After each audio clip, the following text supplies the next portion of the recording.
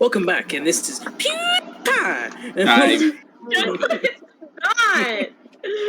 Okay. The worst thing that's ever happened. Oh, This is the worst thing that's ever happened. Okay. Oh yeah. What are you saying about my campaign, huh? What are you saying about my campaign? You don't love my campaign? I love your We campaign. weren't talking about your campaign. Alright, oh. Anyway. Oh no! Oh no! Oh no! Oh no! No, Connor, come back. Oh no! Where'd you go? I dropped the dice! Connor's digging himself a hole. Where are you going? Gotta get dice! Then I think you need to take over. Use some of mine. Got it! Got it. I come in a pretty gold bag. I thought you were holding up a cat for a second. I was like, whose fucking cat does Vinn got? I did have a dream that I had Entire kittens. cat. You personally? No, not like they didn't come out of me. I just acquired them. I hope not. The only cat I've birthed from my own loins is Cora. Wait, That's what? your only true blood daughter. She's my daughter. I gave birth to her. For me, it was like Finn's pause before, like, you personally, or... Just making sure. Oh my god. Welcome back to Dice Dogs, everybody. I am your Dungeon Master, Connor Man. With me, as always, is Vinn playing Dhuur'in, the Drow Warlock. We got Ethan playing Gesh, the Dragonborn Monk. We have M playing the Twink. We have we have Sophie Daisy Green playing Ozla Highhill. We have the first Finn playing Opportunity Knox, a Tabaxi Bard. Finn 1. And Finn 2. Finn 1, Finn 2. God damn it. And Finn 2, Your card, who man. is playing a Half-Tabaxi Artificer named Kira. Hello. How's everybody doing? Hello, everyone. I'm I doing just woke great. up. I just realized I would like to share this, that Oh? there are only 7 skills that Nox has that she is not proficient in. She's proficient in so many fucking things. It's outrageous. Cruel. Well, I guess she's only proficient in 4, so... Okay. Or Yeah. Yeah, I think Arthur's proficient in... Both. Yeah, I'm proficient in 3. oh my god, Connor, you hate us. I'm proficient in You 11. said Halfling Barbarian! You said Hey. you were... At certain levels, you can take feats that'll allow you to be proficient in other things. Don't worry. I took a feat instead of an ability score modifier. I just dropped my D4. Oh, Christ. Nobody move. Do you ever use a D4? My D4 is on the floor. You don't use a D4 if you're playing a warlock because all of your damage is like 2d12. Okay, but the D4 is the sharpest dice I own, and if I step on it, I'm gonna bleed out. Well, I mean, if it was a piece of Lego, then there'd be a whole other thing. But... Oh no, motherfucker. Look at this shit. Look at how sharp Yeah. that is. It is very sharp. It is That could sinister. kill a man. Where did pretty they sure hide that, the like, murder weapon? In I their would- connection. Bleed out and Yeah, die. you could cut the jugular with that for sure. 100%. You want to get No a one puncture wound? walked in ever. I'm gonna shove it all the way in, and then fold your skin over it, so you have to keep it forever. Jesus Christ. Anyway, I didn't Anyway, know this would Connor. turn into a horror campaign. Jesus. you've got Dhuur'in Kolbavar in your party. It Well, already I is mean, a horror he's campaign.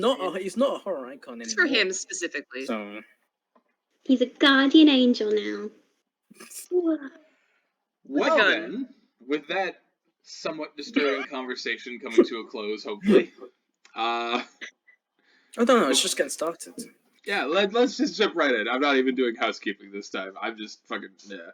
Let's go. Let's just get out of this intro. Alright. So, last we left off on Dice Dogs. Anybody want to give me a quick recap? Oh, Well, nice. Just give you time. Okay, so from my perspective, nothing in the night happened. So we skip all that, and then Yeah. Wait. Gotta wait for me to get to Google Docs, where my notes are. you don't want. Fenkin punched Kubo's dad. Thank God. Yay! Gave him a real quick And punch. then he got yelled at. And he Yeah. cried. By And the broke off. captain. But it's fine because he befriended a Triceratops. Yeah, a Triceratops. It was it's pretty easy to survive that one, And then we get to go Ethan, straight. you're gonna break him. You can't let him breathe, bro. I'm ready. Are you guys ready? I'm ready. Yes. I'm gonna give you the Go recap. on. Okay. The stage is yours. So we're on the Storm Wolf, sail into the Vanishing Isle, which is protected by an air bubble that pops every 100 years or so and then resurfaces before going back underwater, and it's where pirates bury their treasure. And we start with Ozla crawling up to the crow's nest, where she finds Windsock asleep, and she looks out at the ocean, and then absolutely bombs a perception check, but still manages to see the body of her old captain floating in the water. But then she awakens from that dream.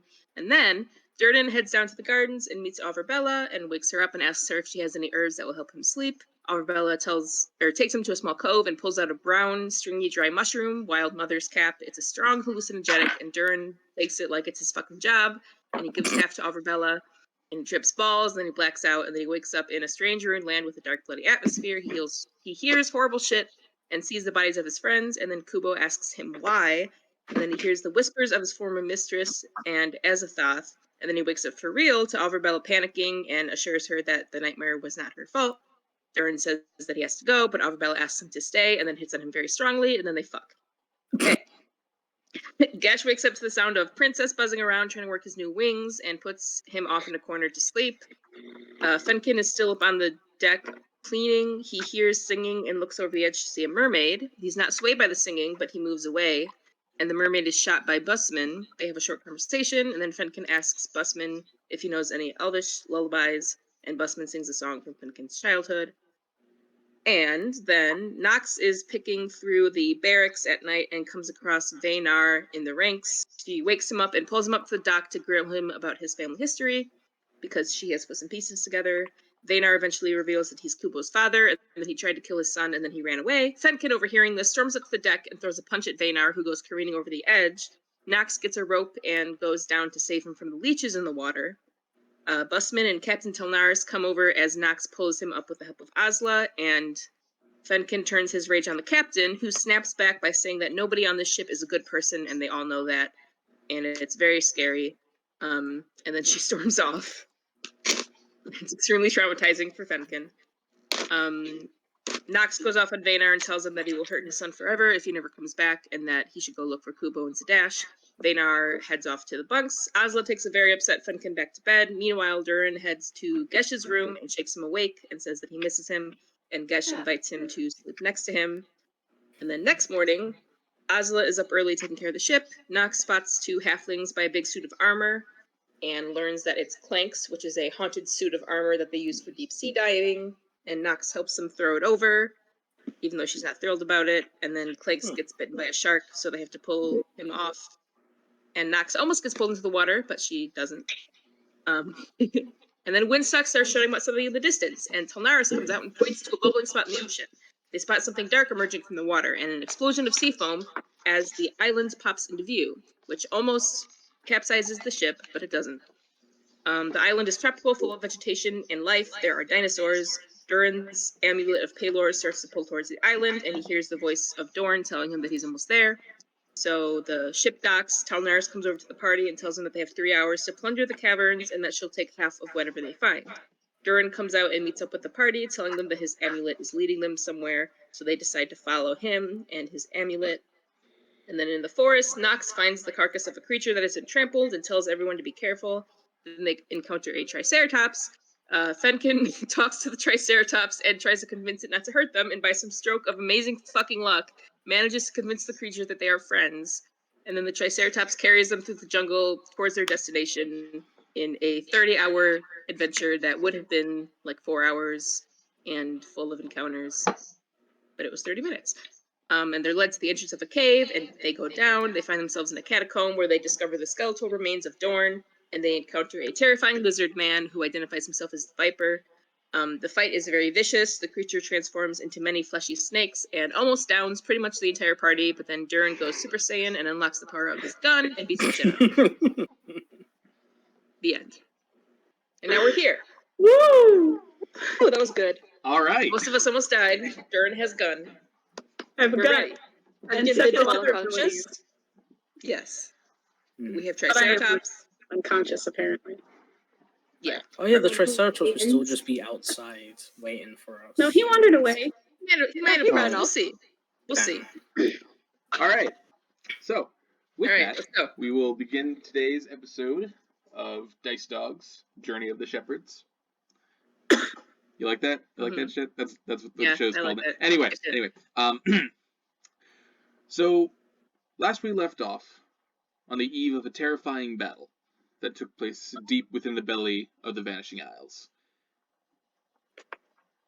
However, during that time, Kira was still on the ship, staying behind with the rest of the Stormwolf's pirates to assist in any case of possible flanking attack from other pirate boats seeking the Vanishing Isles, or from any marine ships seeking the Vanishing Isles, so on and so forth.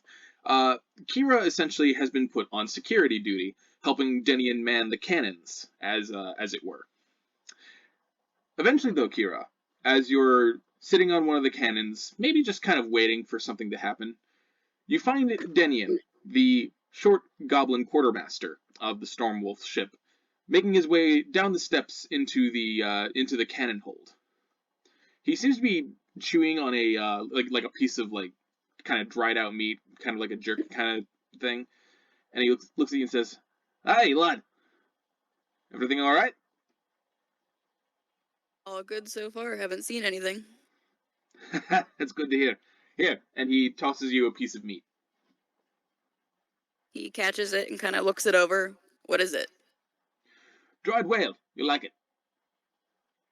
Dried whale. All right. He gives it a sniff and gives it a little taste test. All right. So as you take that first nibble, you find that like the meat itself is a little bit rubbery, but that might be from from its Blubber. time drying out in the sun. But on top of that, it's fish meat, so it's very different from like the kind of meat from a boar or a pig or that kind of thing. So it kind of like tears a bit easier, but it's not that bad, especially for being some of the cuisine available on a pirate ship of all things. I'd say Kira's probably a little surprised, and he just continues eating it and gives him a nod of thanks. No problem. And he makes his way over to the cannon in front of you and hops up on that, so you guys are kind of like facing each other. His obviously much shorter legs kind of just dangle down as the waves outside the port windows kind of splash up against the hull. He says, "So, what's your story?" My story? Hi, everyone's got one. I mean, Mine's not an interesting one. what was that? Mine's not an interesting one. Are you sure? Because nobody who falls out of the sky isn't interesting. I mean, I guess you make a fair point there. What I also find interesting is Tabaxi in all that plate armor, but with no sword inside. I have a dagger. That's about it, though. That's all I need. Yeah, I'm good. Then he kind of blinks, and he's like, "And do you know how to fight with it?" I do. Well, But I suppose I'll use take my your word armor for it. more so. Suppose I'll take your word for it. And he kind of leans back on his cannon, and he says, "So, tell me about yourself. What would you like to know? Where'd you come from? How'd you come to fall out of the sky?" Well, I'm not sure what the others have told you, but we were in the Feywilds. I more so longer than the others. No shit. Yeah. He Not the kinda, best experience, but it was something. He kind of strokes his goatee and he's like, "That explains the raccoon, I suppose." Yeah. Does he still have his wings? From, as soon as you say that, you see Princess kind of like buzz by the opening that the cannon kind of sits that the cannon sits out of. I guess that answers my question. Denny kind of watches it like. Anyway, so you came from the Feywild. How'd you get there? Yeah, funny story about that. So my armor here that I have, and he kind of like puts his paw on it and kind of like points to different parts of it. He's just like, it's a magical suit of armor. That's Alright. that's what I use to fight. And I was curious about the magic that the Feywild possessed, so I decided I would make myself a little portal to try and go and see what's going on in there. And that backfired big time. I got sucked in and trapped. Denian is just like staring at you for the longest time, just like blinking, as if trying to like process your words. Then he looks at the piece of whale jerky he's been eating, kind of inspects it, and then just tosses it out the window. Kira just kind of watches him like, all right. So, to recap, you built a portal specifically to go to the Feywild. Mm-hmm. One of the most dangerous planes in existence. Mm-hmm. And you just opened up a pathway there. Yep. To put it shortly, yeah. Well, I've launched myself out of a cannon, so I guess it's not that preposterous. All right then. And he hops off the cannon and turns to make his way up the stairs. When you got a second, I need help oiling up the cannons that are upstairs. So finish your meat, and I'll be there. And come see me up top. And with that, Kira nods. make me a perception check, Kira. Oh shit. Hold on. Uh-oh. It's been a while. You're probably gonna have to tell me to do how to do everything all over again. It's okay. It's all right. So for a perception check, you look at your perception score under your skills, and Yes. then you roll a d20 and you add your perception score to that. Gotcha. All right. 21. Okay. Wow. You have So- perceived. I have perceived. So as you watch Denian turn around to make his way up the steps, you also see something kind of like slip out of his coat, and he doesn't notice it, but as he like pushes the doors open to head back up and close them, you watch as something that glints in the bare light of the hole clanking down the steps until it finally comes to rest in the dark of the hole. I can see it, right? Like You can see it, yes. Okay. All right. Well, he gets up because he's curious. He gets up and he goes and picks it up. All right. So as you pick it up, you find that it's like it's definitely an amulet of some kind of necklace that's bound by like a very small silver chain. And at first, it almost looks like a silver coin that is kind of like the jewel part of the amulet. But then you turn it over. It's a very curious piece of pirate jewelry. Pirates are known to be a bit flamboyant from time to time, but Fair. this is rather boring for pirate jewelry.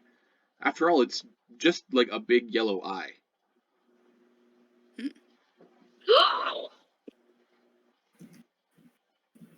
Can I use identify Yes. on it? Yes. All right, I'm gonna do that. All right. It's a necklace. Wonderful.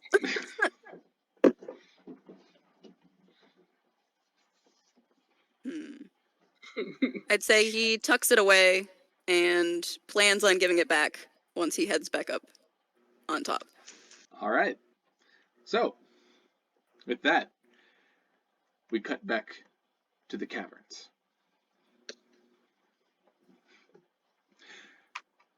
Gesh, Fenkin, Ozla, Nox. Dhuur'in. For those of you who are still conscious, and for those of you who may have blacked out during the battle, when you awaken to find yourselves in a very dark place. A place that you once remember being cold, but now is glowing with a sort of residual warmth from something. Some flash of light. That's right. There was a creature. Huge, powerful. And then there was something else. Dhuur'in. Oh shit, Dhuur'in. And you all kind of like collectively realize that you can't find Dhuur'in. And as you turn around, you see near the cave entrance, Dhuur'in face down on the floor, unmoving, unbreathing. Oh. It's not that unusual, to be fair.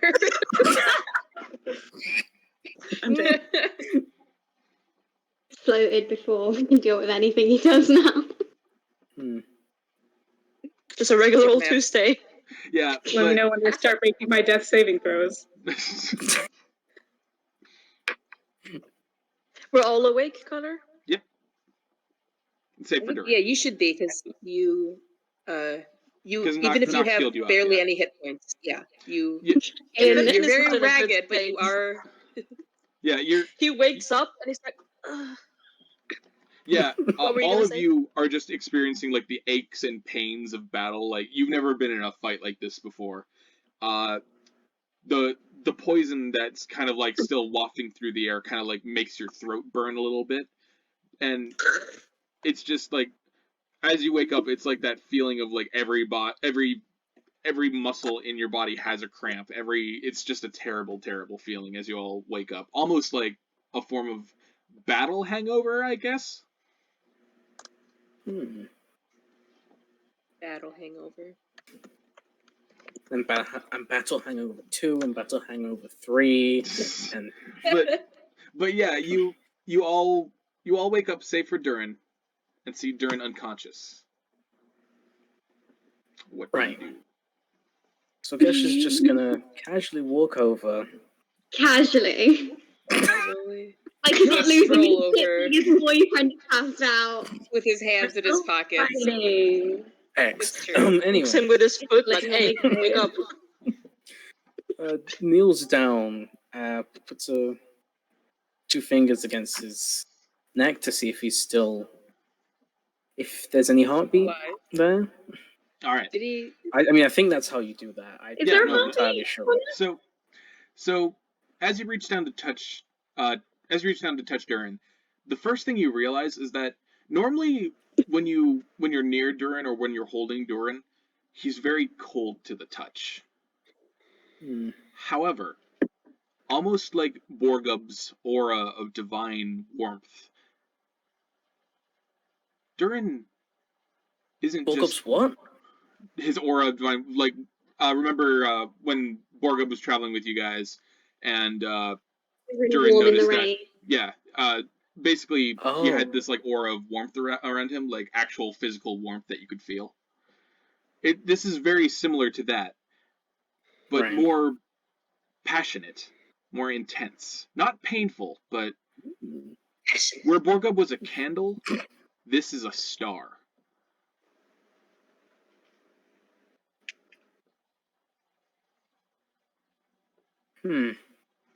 Well, that's.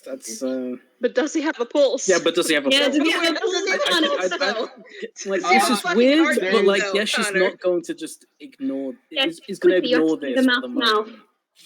Not only is there a pulse, his heart is beating much faster than is probably healthy. He's a hamster. Normally you would feel like a thump, thump, thump. This is more like a thump, thump, thump, thump, thump, thump, thump, thump, thump, thump. I grab him by the shoulders and then shake him. No! Wake up! Wake up! Wake up! Nothing. Wake up! Nothing. Crying. He just kind of like the skinniest elf in like the universe, just kind of limply in your arms, just. Then Gesh just drops him, turns around to the rest of the party, and it's just, I need some help over here, please. Knox Quickly, was sitting if you don't by mind. Knox was sitting by Fenkin, and she definitely watched that happen. And she was like, ugh. And she's getting up and she's like, don't shake him like that, for God's sake. Move out of the way. I will see to him. Fine. And he steps back.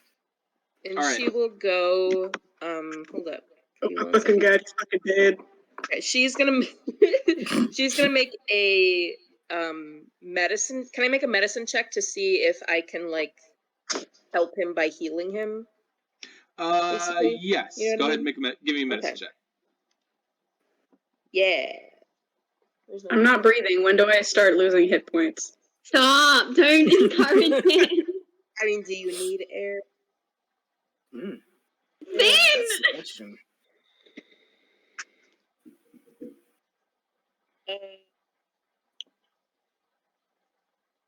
14.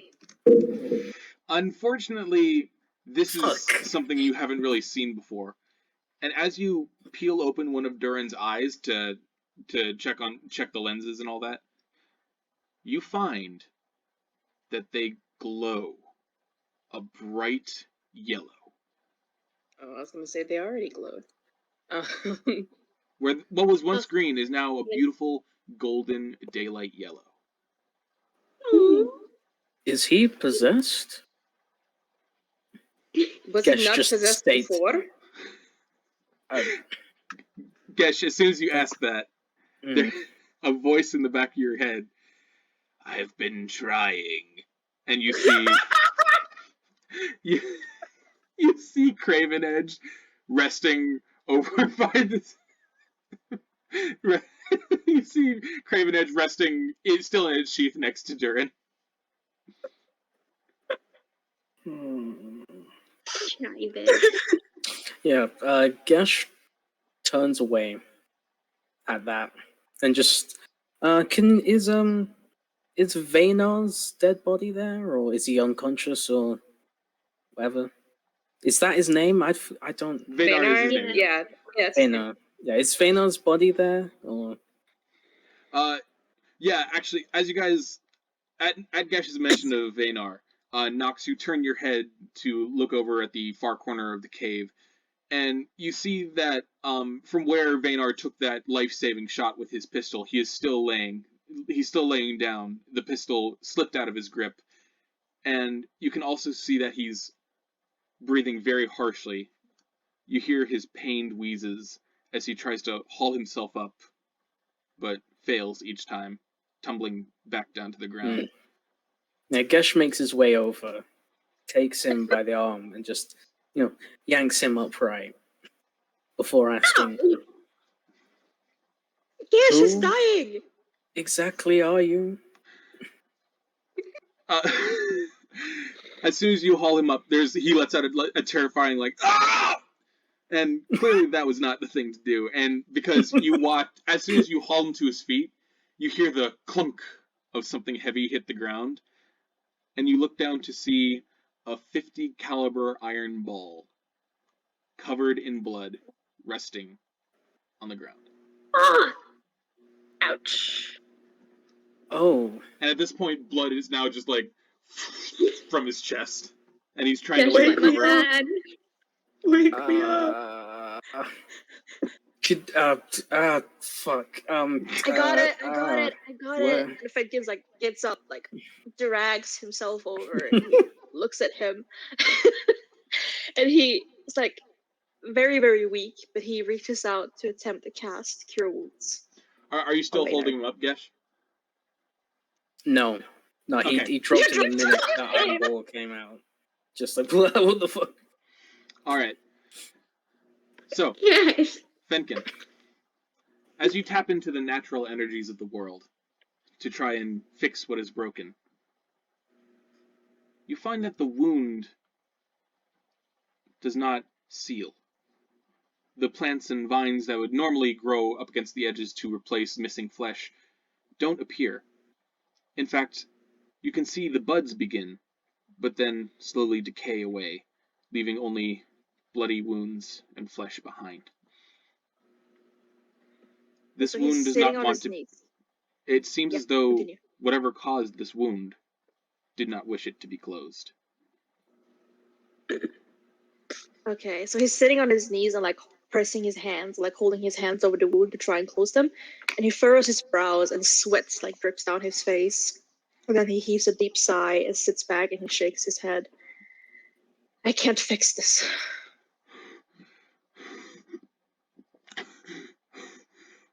Who is he?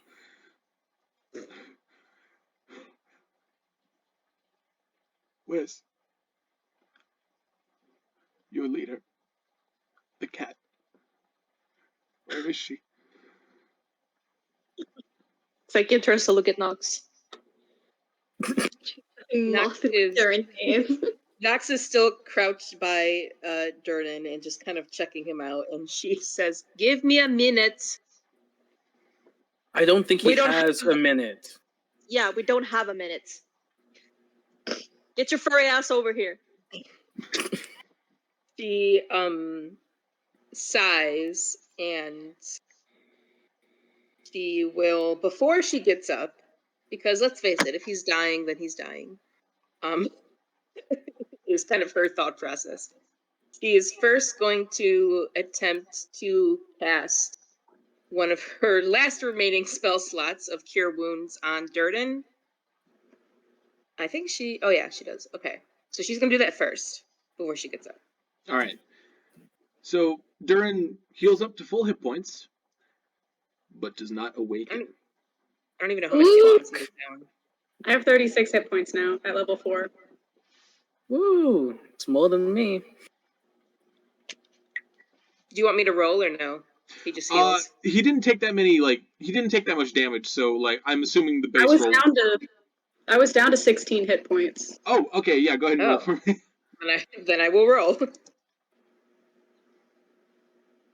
That's a D8, I think.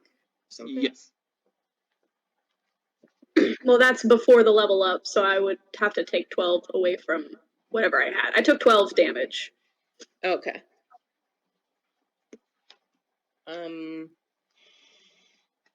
Well, that's the best I could do, I guess. You only get 5 back. Okay. Great. So, despite the I'll healing do that. energy... So, despite the healing energies that you cast into his body to flow throughout the natural crevices and curves, he does not awaken. Scratches heal, and so do the deeper cuts, but he remains asleep. She sits back on her heels and she kind of runs. Where is it? Her rescue wounds. No, it's okay. I still have a couple charges of cure wounds. We're good. She runs her paws kind of over her face and then adjusts her hood, and then she looks back to Ozla and she says, "Halfgirl, come here. Watch him." Okay, and Oz just gets ready to slap him into the face as soon as you wake him up. Okay. If Nox catches that, she will grab her wrist and look at her very menacingly and say, "Watch him with your eyes." Hey, And then let me try. no. Damn it! And then she just stares down into her arms. Sit down and tell me if he wakes up or if he moves, okay? Fine. And then she will release her and go over to Gesh and Fenkin and Vaynar. By the time you make your way over to Vaynar, you can see what everybody meant by he probably doesn't have a minute, because Vaynar looks terrible. He's bleeding from the mouth, from the nose, and from the gaping wound in his chest that's causing the white linen of his shirt to bleed into a deeper red crimson. As you get closer, he coughs, and a good pint or so of blood splatters across his lap as someone tries to help prop him up against the wall. But he sees you approaching and he says,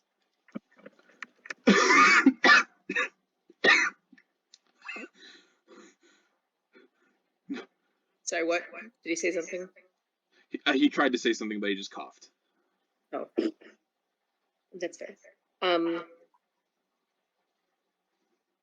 Yeah, I don't have any spell slots. Fuck. Okay, well, that's not gonna happen.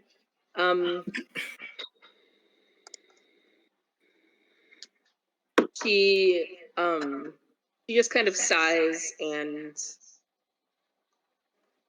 takes off her hood and kind of bundles it up a little bit to press it against the wound on his chest to at least stop that bleeding the old-fashioned way. And then she will tell him, okay, slow your breathing. You are not going to die here. I wish I could agree with you there, ma'am. But I don't think. Well, what the hell do you know anyway? He very weakly smiles and he says, "Your name was Nox, right?" Yes. Did I finally do something right, Nox? God, the urge to have her be like, no. so strong. But she regrettably will not do that. She just looks at him from where she is, applying pressure to the wound. All right. And she says, ultimately, it is not I that can judge you, the weight of your good actions against your bad actions, but in this moment, to me, yes. You see tears start to well up in his eyes as his body continues to shake, his skin feeling cold to the touch from all the blood he's lost. And eventually one bloody hand comes up to clasp over your palm, and you watch as the other one very shakily makes its way into his linens, and he pulls out what appears to be a little leather pouch. And he takes your paw, puts it in there, and curls it around. And he says, "If you see him again, if you see Kubo, you tell him Daddy always loved him. Would you do that for me?" She just kind of looks at him levelly, and nods, and says, yes, I will. There's sorry. Hang on. There's a smile on his face. He looks like he wants to say something else, but he doesn't. A minute passes as he holds your hand, until finally you feel the grip lessen, weaker and weaker, until you gently place his hands on his chest as Vaynar Hashk passes away in your arms. What's his last name? Hash? Hashtag dead. For God's sake. Very well timed. Oh, shit. I hope he said that out loud. No, of course he didn't say that out loud. Come on. God, it would be so funny. Um. Are you crying, Finn? Oh, I did tear up a little bit. It's true. You and me both. You and me both. She is just kind of quiet for a minute as she kind of waits this out. It was kind of clear, you know, to her that that was going to happen if the wounds could not be healed. So she looks like somber, and there's a kind of a crease between her brows, but she's not terribly like surprised. And a couple of seconds after, she kind of like sets him back and puts his hands on his chest. She looks up at Gesh and says, "Do you think you could carry him out of here when you leave?" I could, but did he say Kubo? Who is this? Fucking Gesh. She just sighs and says, "He was a pirate on this ship. I don't know how he ended up here. He must have followed us somehow, but yes, he was Kubo's father." He was.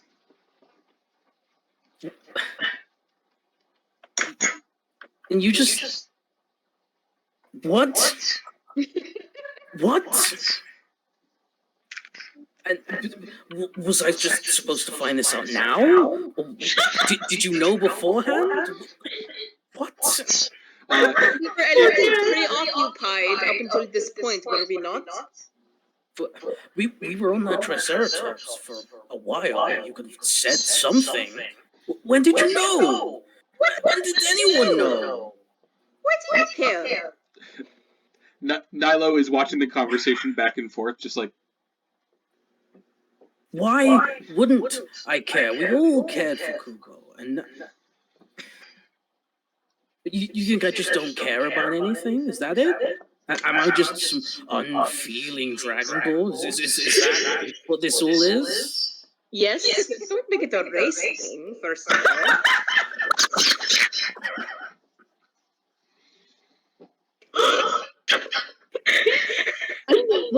Why did he follow us? No, he's dead. No, Kubo. Yes, I see that. And now Kubo was never going to know anything about his own father. Well, we can tell him what we can if we see him again, but we have a lot of business to attend to before then. The very least that we can do until that point is ensure that he doesn't remain here in this catacomb with that horrible creature. So can you carry him out of here? Fine. Yes, I'll carry out this abandoned bastard out. Looking at him with disdain. She just kind of sighs and takes her hood back. It's very bloody now, so she doesn't really want to put it back on her head because it's just stopping with bad dad blood. So she just kind of has it in her hand. She just carries it with her as she goes. She gets up and goes back over to Oz and Dhuur'in to check on them, and she kind of like comes over and crouches and says, "Any changes?" I think he coughed, I don't know. He hasn't You woken would up want to know, because that would be very significant if he did. He hasn't woken up yet. Can I try and slap him awake? It might work. Go for it. Yes! And make an attack roll. Yeah, make an attack roll. What is he going to do? Kill him! Natural 20, his head just spins around on his back. so, what modifier do I add? What modifier do I add? I'm going to say that Dhuur'in's AC right now is 0. Yeah, so it's going to be when you're not wearing armor, your AC's 10 plus your dexterity bonus. So I want you to roll against that. I want you to roll against that, Sophie. So give me an attack roll by rolling d20 and add your strength. I'm unconscious, so it's a free hit. That's true. I still want to see I'm what happens, helpless. though. He just rolls over in his sleep. Like You just roll one and just miss completely. Hit the ground. You like barely raise my nose. What did you get, Sophie? What'd you get?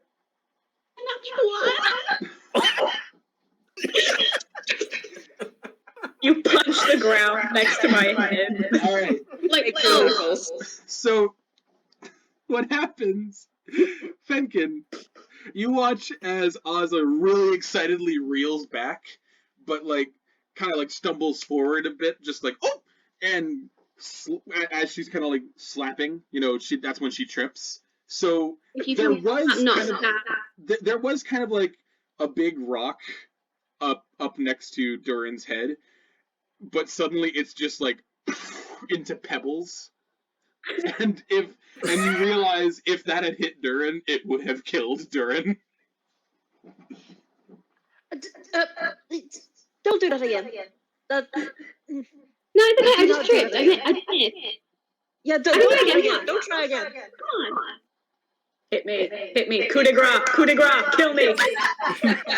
Fenkin gives one long look to Nox before saying, Oz, can you come over? I need your help. Oh, with what? Just get over here. And she just walks over. She's like, what? I'm dying. What did you say? She grabs her shoulder. She's like, I'm dying. It's not looking good.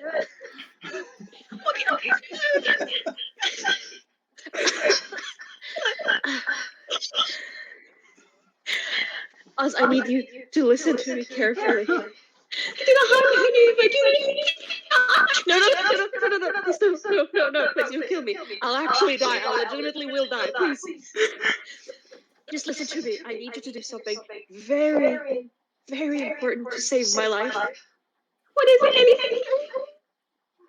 Just sit there and look at me and make sure I don't fall asleep.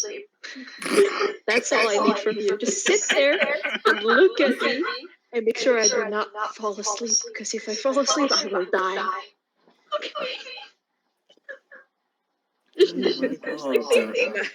Did Fenkin get Wildcat? Staring at this exchange incredulously.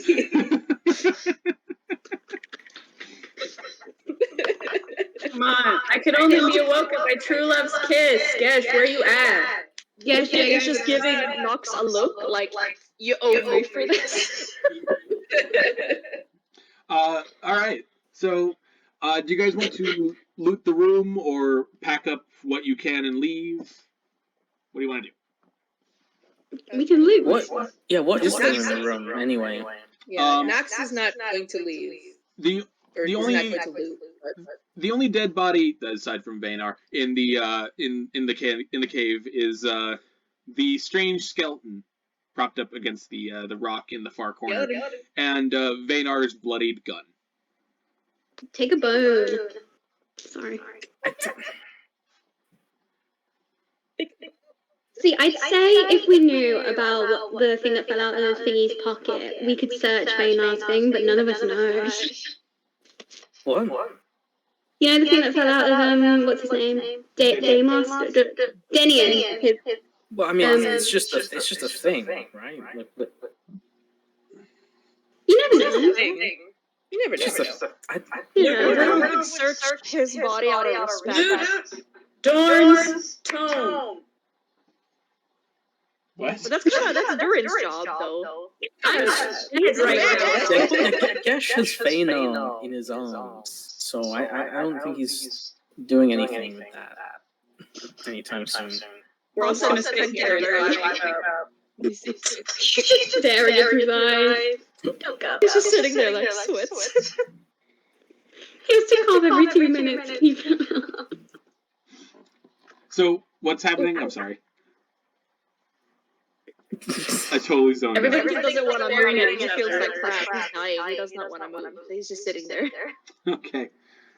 In that case, a few minutes pass as like everybody tries to calm Fenkin down and tries to figure out what's going on with Dhuur'in. There's a lot of stuff going on with the elves in the party, and everybody's a little concerned. Maybe this is just the natural. Maybe this is. You start trading theories about this being just kind of like the dramatic inclination of elves in general, just at work, until you hear like a snuffling sound coming from outside the cave. It echoes as it makes its way down the steps and into the cavern proper, but it's very similar to... Fenkin, can you give me a perception check? Sure can. Yeah. I got something in my eye and I can't get it. It's called your eyeball.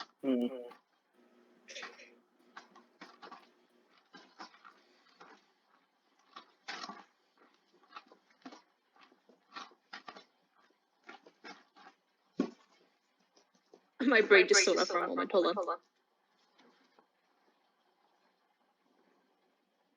That's a 20.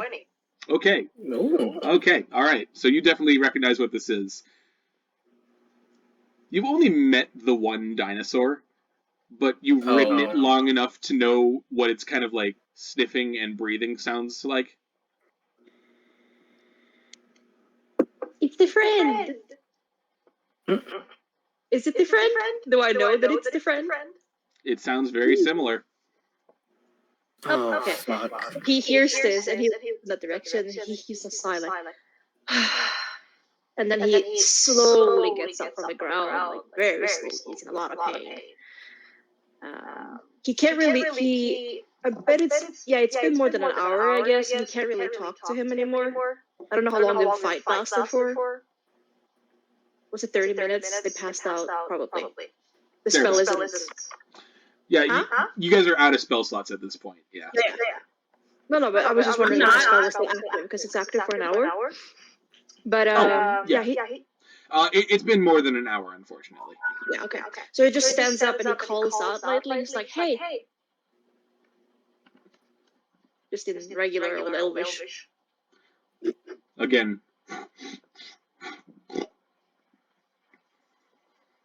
He blinks a bit, and then he goes over slowly to investigate. Alright. You all watch as Fenkin, who Ozla thinks is dying, gets up and makes his way towards the exit of the cavern and up the steps. Nox is still by Dhuur'in and is at this point now just like trying to see if it's like safe to move him, because she's like, okay, I can't do shit for him, so I guess we just have to get him out of here. But she sees this movement out of the corner of her eye, and she looks up and sees Fenkin just leaving. And she's like, where are you going? There's something outside. I need to verify something. You can wait here. I'll let you know if it's safe. Yeah, because you're going to fight it off? Is that what's going to happen? You're going to fight it off? You can barely stand. A big, strong elf. His legs are like shaking. As he's they're struggling to hold him up. And his face is very serious. He's like, yeah. Alright. Oh my god. Gesh walks forward, still with the body in his arms, and gets in front of Fenkin. He goes, "You're not going like that." Corpse. Here, he just stares at Gesh, blinking like, what the fuck are you doing? And then he's just like, I believe that whatever is out there could be friendly and could be our ticket out of here. So move. The fact that you said could is the reason that isn't happening. Hold on to this, and then he drops the corpse at Fenkin. Before turning around and heading out with his quarterstaff in his hands to see what's out there. Do I have to make a check to catch the body? No, he's like right in front of you, so... He's just strong enough, he's just like, Jesus, he's heavy. And then he calls off the Gesh like, wait, oh, Jesus, fuck. Alright, so Gesh, As you exit the catacomb and make your way up into the bright of day again, the hazy, warm air of the jungle kind of coming into the, not coming into view, but kind of like taking over the periphery as you make your way up the steps. And a huge hulking figure is what you are met by as soon as you poke your head up out of the hole. You stare up into the ancient eyes of Scar, the Triceratops, as he cocks his head, snorts at you, and you realize how it was that Vaynar got here so fast. What? But he can't talk to animals. He smelled like Fenkin. From that one punch. Wait, what? No, I just don't get it. How did Vaynar get there so fast? On the Triceratops. But Give me up. is he ranger? Did he what? But that's how I took it out of here, and I'm not conscious. A very big, muscly tongue passes through his beak, and you feel it up against your face, Gesh. He just he backs away. God damn. He turns back to the rest of them and shouts on. Don't worry, it's safe. Told ya! Shut up. Is everybody else? You shut up. You shut up. Is everybody else? Go fuck. Shut up. You stupid elf. Shut up. You shut up, you stupid lizard! What you pointy eared bastard. Oh my god! Just shut up. You long-nosed bitch! You snooty piece of crap. Listening to Long Nosed Bitch was so funny because it sounded like it surprised even M. Just like, you long nosed bitch. Anyway, is everybody else leaving the cavern? No, I'm laying on the ground. I know you're laying on the ground. Nox will, in her frail MILF arms, carry Dhuur'in. Why did you have to say that? Okay, I weigh like 85 pounds. Yeah. Alright. I'm all bone. So, as you collect the downed members of your party, and you all make your way up to the surface, you find that indeed Scar is... Sophie, what the fuck? What is going on? Scar is Sophie? I didn't realize that. We're not gonna get anywhere. This is it. Game's over. Sophie? Well, Oh, there you are. We all died here. Anyway, you all find Scar the Triceratops waiting for you up by the entrance to the cavern. And you all sort of, as Gesh did, collectively realize how it was that Vaynar came to be where you guys were. And a theory that is cemented when Fenkin, you exit holding Vaynar's corpse, and Scar cocks his head and kind of trundles forward, nudging it with his beak.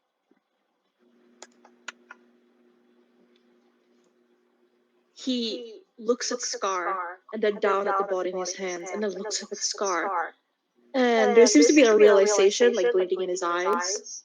But he quickly realizes that he won't be able to find out the truth because he doesn't have the strength to cast another speak with animals spell. So he just looks down at the body in his arms with a very complicated look in his eyes. For a long time, like. Yup.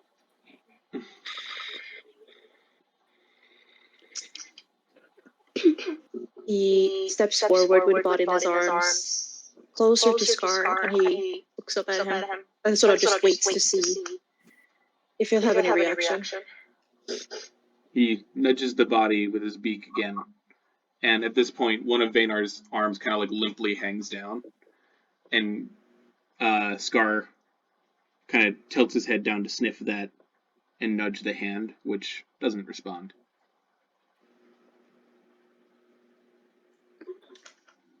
Fenkin sighs deeply and then whispers in Elvish, which Scar can't understand, but he can probably perhaps comprehend the emotion behind his voice, where he says, "I'm sorry. There was nothing I could do." With that, Scar seems to nod, and you all watch as he lowers himself down and kind of looks at you all expectantly. All right. Are we going back then? He asks the others.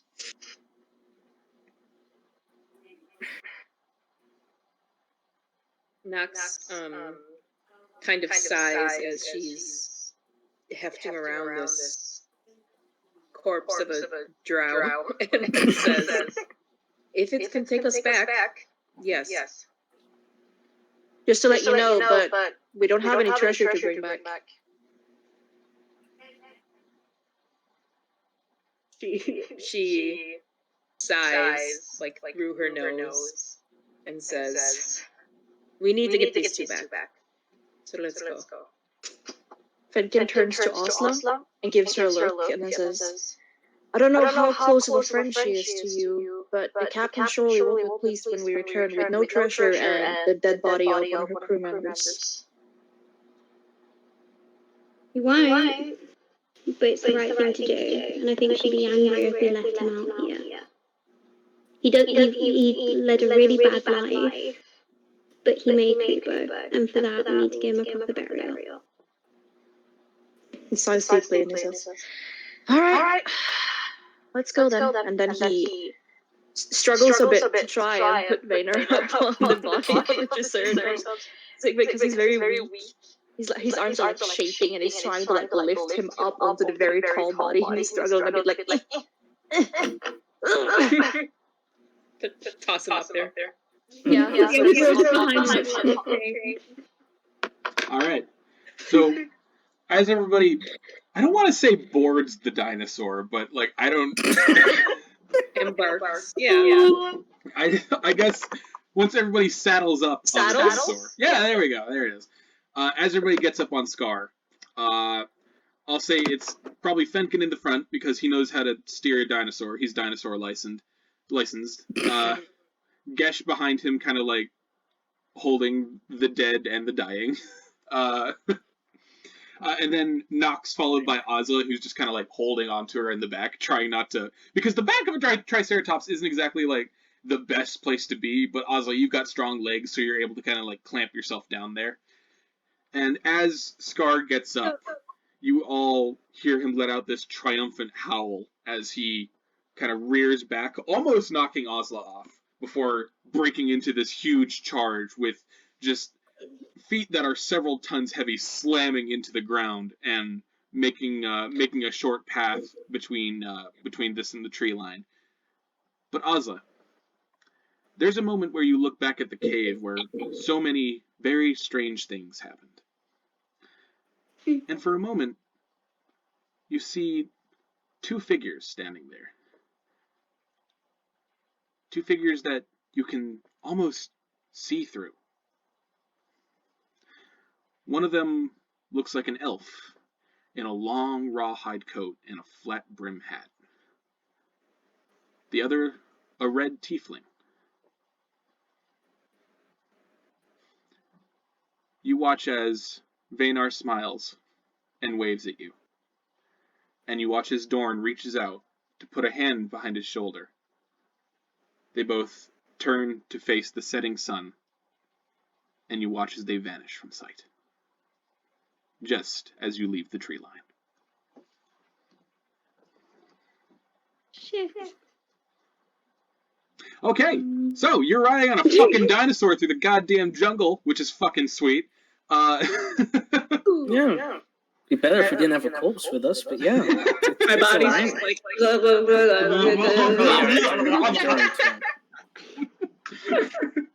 Fenkin is very busy steering this thing because it's very difficult.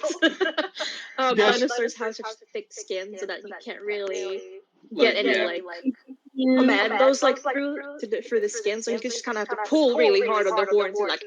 Yeah. Yeah. Almost like he's a Toyota Tacoma.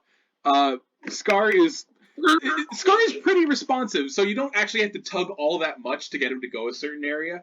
But you do find it is really fun to just ram through trees like it's just paper mache. He still steers very responsibly well. But he also lays down the like, knowing that he probably can't feel as much, like pets him and like mumbles like thank yous in Elvish to him because he basically saved their asses at this point. And then he turns to look at Gesh over his shoulder and says, like, "Everything good back there? You holding on to them?" As much as I want to. Yes. Is he holding like? I'm imagining he's holding like two babies when you get twins. Like one in one arm is Dhuur'in, and then Yeah, just holding a rotten, smelly, terrible corpse. I don't think And babies. Vinn. I don't think babies are the reference you want to use in regards to a dead person. How is he holding on to the? Like, what is he holding on to? If he's holding two corpses, He's using his tail. He's just got he's got leg power. Thunder thighs. Yeah, man. Dhuur'in knows all about that. In any case, M, can you make me a quick animal handling check? Oh shit. Oh boy. Oh no. God, Anyone Probably should has have good animal. just as long as we don't all go flying off or something. 16. Okay, cool. So, you do run into a few complications about 10 minutes into your journey. For example, while you're kind of like riding along, just still kind of getting used to like the controls, I will call them, you almost hit it, but across your path, you look up just in time to see what appears to be like a saber-toothed beaver kind of like waddling along the road carrying like a log, and it like turns your way and its eyes widen and it drops the log, but eventually you're able to like no and bring Scar to the side, going all the way around the beaver as it like as you guys trundle away. Everybody on like the back is like, "Wah!" And Gesh is like, "Watch where you're driving, asshole!" And as you disappear into the distance, the beaver is just sitting there like. Fenkin is like,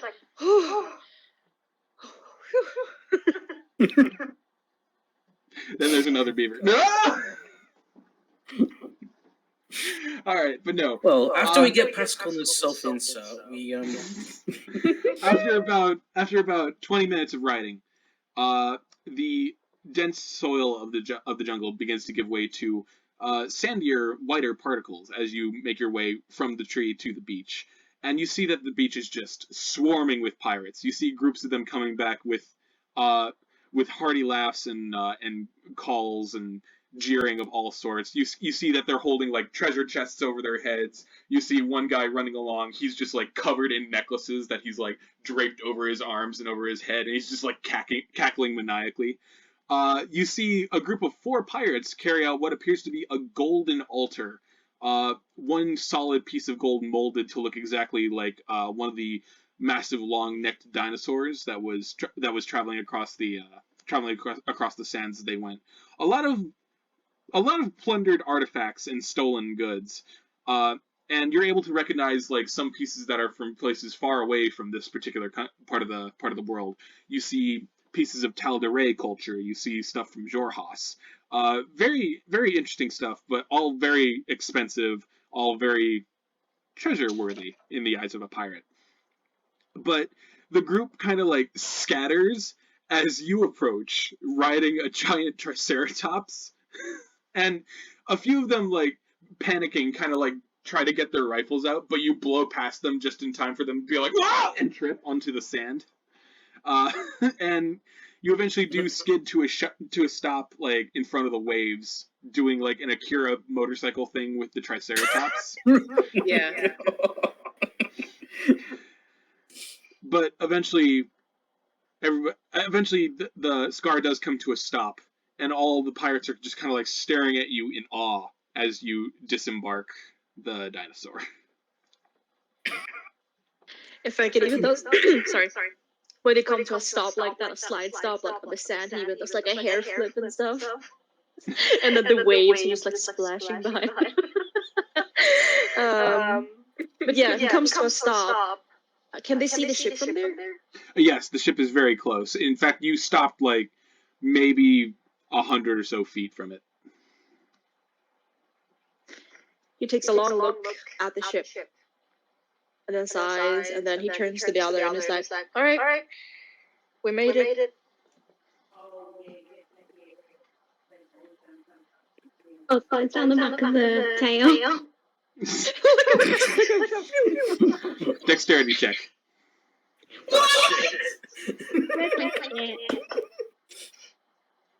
Just lifts his tail and flings you into the air. Where the hell's my dexter? Oh, I'm a fucking idiot. Well, that's an 8. No! You get like halfway down before you like trip on a tail spike, and you're just right into the sand. It's like shit. Oh. Fenkin sees it and he just shakes his head like.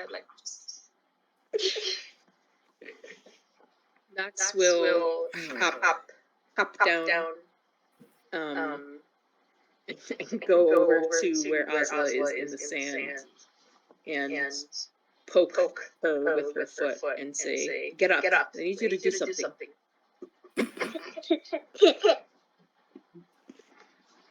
Alright.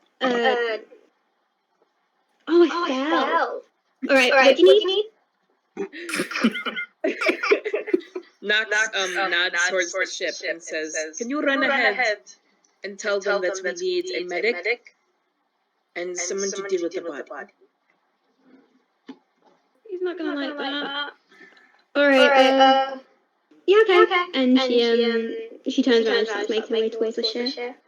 As you start to plod your way towards the ship, Ozla, you see a figure coming out to... it's almost difficult to see her. She looks like a little pinprick at the very top of this huge, huge ship.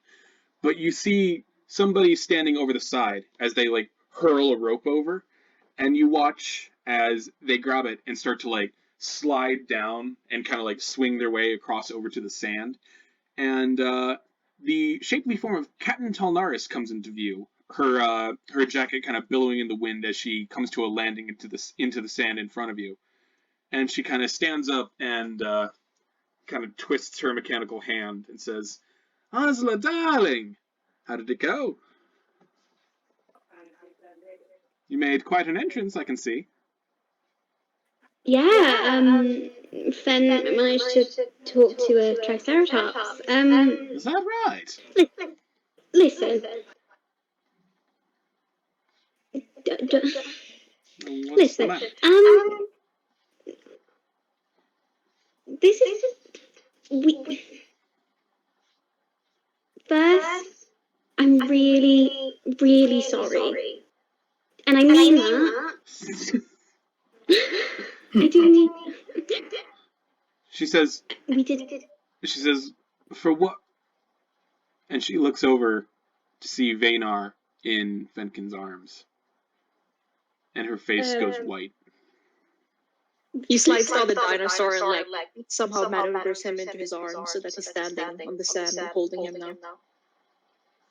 Oz sort of runs in front of like the captain, like, and just puts her arms on. She goes, before you do anything, we didn't know he was there. He made his choice, okay? He made his choice. We couldn't stop him even if we tried. We brought him back because it's the right thing to do. She holds a finger up, and you see her face is like stone cold and emotionless as she closes her eyes and steps over to Fenkin. And watch out. How did he die? Fenkin is still somewhat traumatized by her. And knowing he's very, very weak right now and can't put up much of a fight, he just kind of swallows, but he gives her a really, really serious face. And he still holds Vayner like rather respectfully in his arms, and he says, We encountered a battle. We fought something immensely powerful on that island, and he showed up out of nowhere, and he, as Ozla said, made a choice, and he took a hit for one of our own. I tried to save him, but the wounds just wouldn't heal. I'm sorry. There is a long moment as Talnaris takes in your words, and she looks up at Vaynar's face and brings 2 gloved fingers up to close his eyes. And she says, Vaynar was a deeply troubled man. He had many demons of his own to battle. But he was still one of us. He was still one of the Storm Wolves. And so tonight, the colors will fly over his ashes when they meet with the waves. Thank you for bringing him to me. Fenkin exhales very shakily because he was just prepared to get slaughtered by them. He's like, and then he nods like, all right.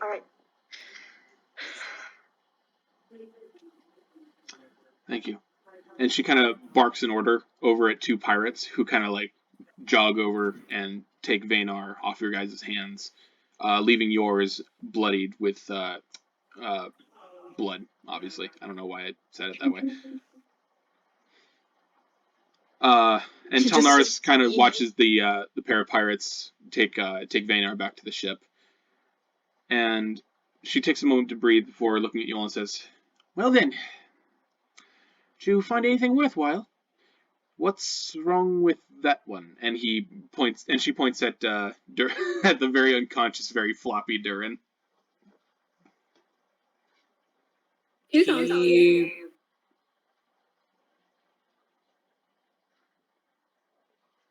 I'm not really sure how to explain it.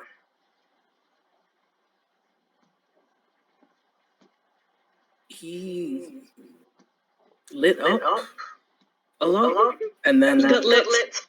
He lit up very brightly for a bit. Killed the creature that killed your crewmate. And then and now we can't wake him up. So Talnaris opens her mouth to ask another question, but the voice you hear is not hers. Instead, you hear a very shrill Dhuur'in! And Talnaris whips around to see Avrabella with a parasol over her head to kind of like shield her from the sun. And as she gets closer, you realize the parasol is actually like a mushroom from the very tip of her staff that's been like expanded out and into a bigger size. And as she approaches, she takes out what looks like a small stick, and she runs over to Gesh and just starts whacking him like, What did you do? What did you do to Mr. Dhuur'in? yeah, Gesh just full on bitch slaps her away. Just boom. Get away. Hang on. Oh my god, did you not hear the captain's warning? Yeah, Mitch is gonna lose it. Oh no! Well, what happened, Connor? You go out to slap her. Oh wait, is she like a acidic? Connor, we can't hear you. He's having a moment. So you go out to slap her, and almost like Ultra Instinct Super Saiyan Goku, she just whoom onto your. Wait, but I didn't roll anything. How could you do that? I rolled an agility check. You got a saving throw against your slap. What? I didn't hear most of that. I just heard agility check at the end. I was like, I'm gonna roll a check to see if she can dodge, and I didn't like assign a point to it. I was like, below 10 she gets hit, above 10 she gets hit, and I rolled a natural 20. Oh, okay. So yeah, eventually Talnaris like grabs Averbella and she's like, "Calm down, woman, calm down." And Averbell's just like, "Take him to the hole, take him to the hole so I can have him taken care of." What in the hell is her problem? Why does she care about Dhuur'in? Nobody tell him. Nobody tell him. Are we just keeping secrets from me now? Is that everything? Fenkin looks from her to Dhuur'in to Gesh to her to Dhuur'in to Gesh, and he goes, "Oh." Like he made a realization, and he doesn't say anything else. Oh. But then he makes like a big thing. He makes like a grimace of like pity towards Gesh. He's like,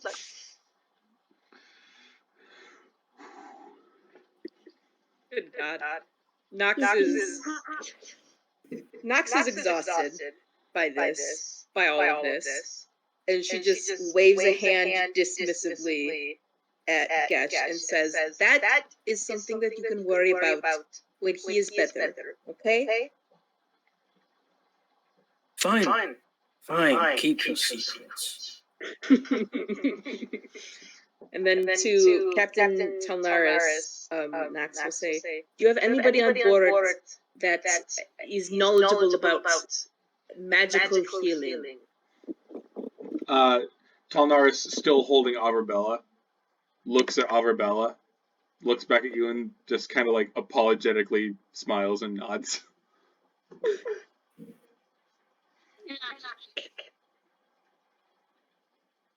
Fenkin slaps his hands together, like, well, looks like we don't need to worry about him then. He can have his girlfriend. I mean, she can fix him.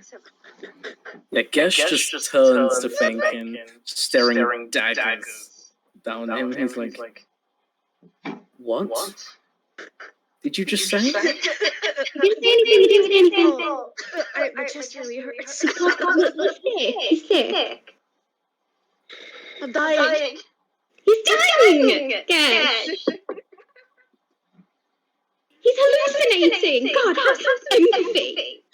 I can't see. It's so dark.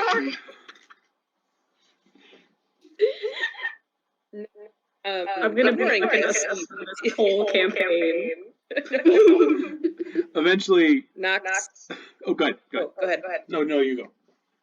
Oh, no, I was gonna say she's ignoring this, and she's gonna look to Averbella and like bend over to like get on her eye level and look at her very seriously and say, "All right, whoever or whatever you are, whatever has happened to him is very serious, and it involves a long and very complicated history of him entangling with some extremely evil deities. So you need to be careful and take this seriously. You understand?" Averbella knows my whole story. It's true, she does. That was more than Gesh at this point. I see how it is. Okay. So Nox, make a persuasion check, Nox. Oh. With my big sexy persuasion, I'll do it. Oh, fuck yeah. I'll put my dick out. Here it is. Slap it on the table, baby. Oh my god. If I hear a slap sound, I'm getting off the call. Oh, baby, that's a 25. Fuck yes. I love being a bard. Okay.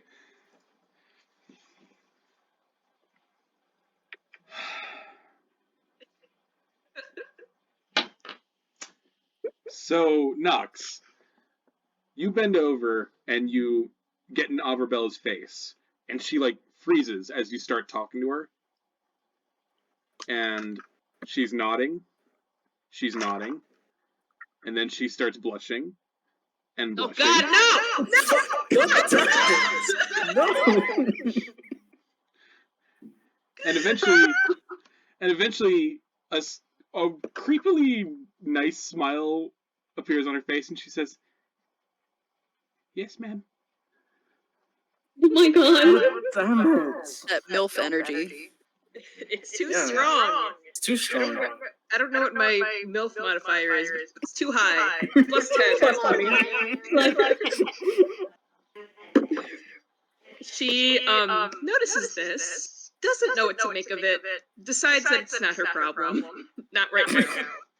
And after a moment of looking at her critically, she will straighten back up. And who's Gesh is holding Dhuur'in, right? Yes. Yes. Okay. She kind of waves her hand at Gesh and says, "Alright, well, bring him to the ship. I don't think he's in immediate danger of dying, but frankly, I don't know. So somebody needs to look at him quickly."